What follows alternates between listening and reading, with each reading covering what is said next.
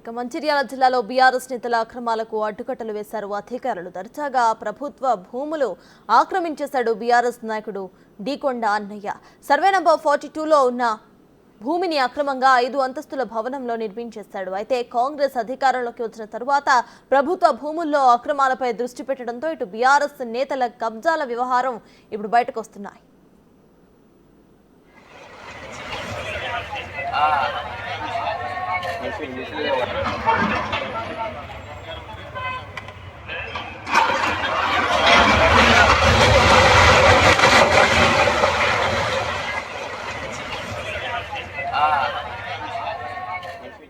అక్రమ నిర్మాణంపై నన్పూర్ మున్సిపల్ అధికారులు కొరడా జులిపించారు. భారీ ప్రొక్లీనర్తో 5 అంతస్తుల బిల్డింగ్ ను కూల్చివేశారు.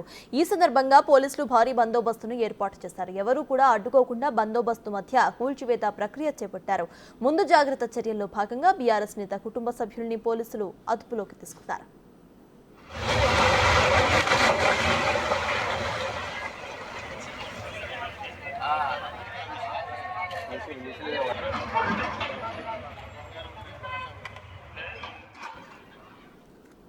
ప్రభుత్వ భూమిలో ఏకంగా 5 అంతస్తుల రాజభవనాన్ని నిర్మించేశాడు బీఆర్ఎస్ నేత. ఈ భవనం విలువే 5 కోట్లు ఉంటుందని అంచనా.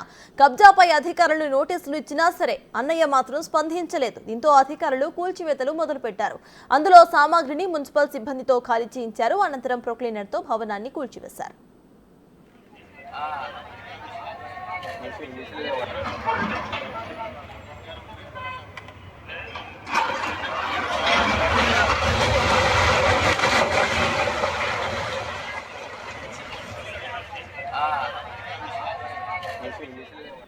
సర్కారు స్థలంలో ఆక్రమణలో అన్నయ్య అతి తెలివి ప్రదర్శించేశాడు. 40 సర్వే నంబర్లో భూమి ఉండగా రోడ్డు పక్కనే ఉన్న సర్కారు స్థలంలో భవనాన్ని నిర్మించారని కమిషనర్ తెలిపారు. విచారణలో ఆక్రమణ అని తేలిందని, దాని వల్లనే భవనాన్ని కూల్చివేశామని అంటున్నారు. ప్రభుత్వ స్థలాలను ఆక్రమించి ఎవరు నిర్మాణాలు చేపట్టినా సరే చర్యలు తప్పవని కమిషనర్ అన్నారు.